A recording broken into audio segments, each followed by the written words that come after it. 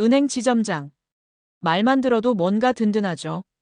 안정적인 직장, 수십 년 경력, 직원들 존경받고 고객에게 인사받는 자리.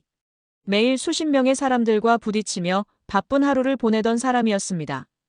그런데 그 지점장 자리를 내려놓는 순간 신기하게도 내게 연락 오는 사람이 없구나 하는 걸 느끼게 됩니다. 혼자 있는 시간이 늘고 말수가 줄고 휴대폰에 울리는 건 카드 결제 문자뿐. 가족과도 대화는 줄고 친구들은 각자의 삶에 바빠졌고 주변 사람들은 그래도 은행 지점장까지 했으면 잘 살겠지라고 생각할 뿐입니다. 그런데 정작 본인은 하루하루 외로움에 눌리고 문득 고독사라는 단어가 현실처럼 느껴지는 날들이 찾아옵니다. 이건 어쩌면 누구나 맞이할 수 있는 은퇴 후의 단면입니다. 재산보다 무서운 건 관계의 단절입니다. 은퇴 후 돈보다 더 중요한 건 사람. 1. 직장이 곧 사회관계의 중심이었다. 대부분의 직장인은 사회적 관계를 직장에서 형성합니다. 고객과의 관계, 부하 직원, 상사, 협력업체 등 직장에서의 인간관계가 곧 자신의 사회생활이죠. 그런데 은퇴와 동시에 이 관계들은 순식간에 사라집니다. 특히 은행 지점장처럼 리더의 역할을 하던 분들은 더욱 그렇습니다. 자존심도 있고 쉽게 연락하거나 도움을 요청하지 못합니다. 자연스럽게 고립됩니다. 그 자리는 누구든 금방 잊히거든요. 2. 돈은 있어도 마음 둘 곳이 없다는 말의 무게. 지점장까지 지냈으면 퇴직금도 받았고 연금도 있을 수 있습니다. 경제적으로 당장 궁핍하지는 않을 수 있어요. 그런데 문제는 은퇴 후 시간이 흐를수록 이 돈을 어떻게 써야 할지 모르겠다는 겁니다. 누군가와 밥을 먹을 사람도 여행을 함께 갈 사람도 없고 취미 활동을 권해주는 사람도 없습니다. 쓸 데가 없어서 불안한 돈이라는 말이 있습니다. 나를 위한 소비가 아니라 관계를 위한 소비가 사라진 순간 돈은 그저 숫자일 뿐입니다. 3. 관계 단절이 주는 고립감은 건강도 무너뜨린다. 서울시 고독사 실태조사에 따르면 60대 이상 은퇴자 중 외로움과 사회적 단절로 우울감이나 불면증, 고혈압 등 만성질환이 심화됐다는 응답자가 절반을 넘습니다. 관계의 상실은 단순히 정서적 문제만이 아니라 신체적 건강까지도 위협하는 것입니다. 사례 1회씩 없어진 게 이렇게 공허할 줄은 몰랐습니다. 62세 전직 지점장 김성호 씨. 김성호 씨는 은퇴 직전까지 100여 명이 근무하는 대형 지점의 장이었습니다. 매일 회의, 민원, 회식 정신없이 바쁘게 살았습니다. 그런데 은퇴 후 갑자기 세상이 멈춘 듯한 느낌을 받았다고 해요. 처음에는 좀 쉬자 싶었지만 한 달쯤 지나니 공허함이 찾아옵니다. 퇴근길 맥주 한잔하던 동료들, 점심시간마다 인사하던 직원들, 자주 얼굴 비치던 단골 고객들 모두 사라졌죠. 김 씨는 사람이 진짜 혼자 있으면 TV 소리로 집안을 채우게 된다고 했습니다. 그러다 구청 노인복지센터에서 하는 글쓰기 프로그램을 등록하면서 조금씩 삶의 활기가 생겼다고 해요. 지금은 글을 통해 사람들과 공감할 수 있다는 게 너무 좋다고 말합니다. 교훈 일보다 더 중요한 건 일하면서 쌓은 관계였고 그 관계를 은퇴 후에도 이어갈 방법을 미리 고민했어야 했습니다.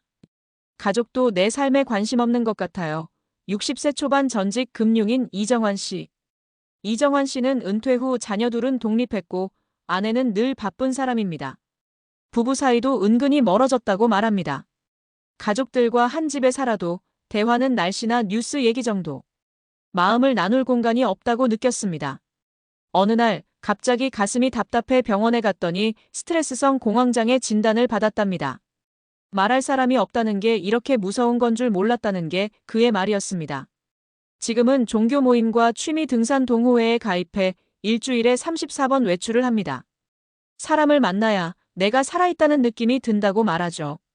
교훈 가족이라고 늘 가까운 관계는 아닙니다. 새로운 관계를 만드는 노력이 은퇴 후 삶의 질을 결정합니다. 은퇴 후에도 인간관계는 투자해야 돼요. 65세 은퇴자 윤재민 씨. 윤재민 씨는 은퇴 전부터 평생 직장에서 30년을 근무했고 인간관계에 특히 공을 들이던 분이었습니다. 명함에 적힌 전화번호도 수백 개였지만 은퇴 후 연락하는 사람은 5명도 채 안 됐습니다. 그는 말합니다. 내가 직장인일 때는 지점장 윤재민으로 관계 맺었지 한 사람 윤재민으로 관계 맺은 게 아니었더라고요. 그걸 깨달은 뒤 새롭게 친구를 사귀기 위해 지역 커뮤니티 봉사활동, 시니어 바둑 모임, 문화센터 강좌에 차이어하기 시작했답니다. 시간과 정성을 들이지 않으면 관계는 그대로 사라집니다. 관계도 투자처럼 꾸준히 해야 한다고 강조했습니다. 교훈 은퇴 후 인간관계는 저절로 생기지 않습니다. 능동적인 참여와 관계의 리빌딩이 필요합니다. 고독사는 갑자기 오는 게 아니라 관계를 방치한 결과입니다. 고독사는 신체적 죽음의 문제라기보다 관계가 죽어가는 삶의 결과입니다. 우리는 은퇴 준비라 하면 돈, 집, 연금, 건강만 떠올립니다. 하지만 가장 중요한 은퇴 준비는 사람과의 연결을 끊지 않는 겁니다. 퇴직 전 인간관계를 직장 외부로 확장해 보세요.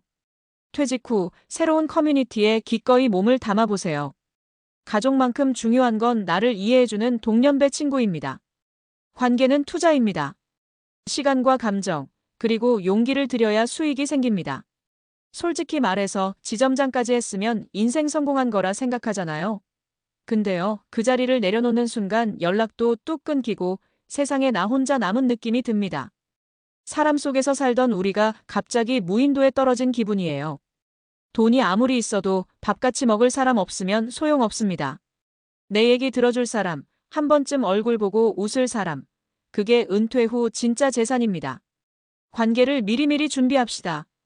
그래야 외롭지 않은 노후가 찾아옵니다. 고독사는 남 얘기 아니에요.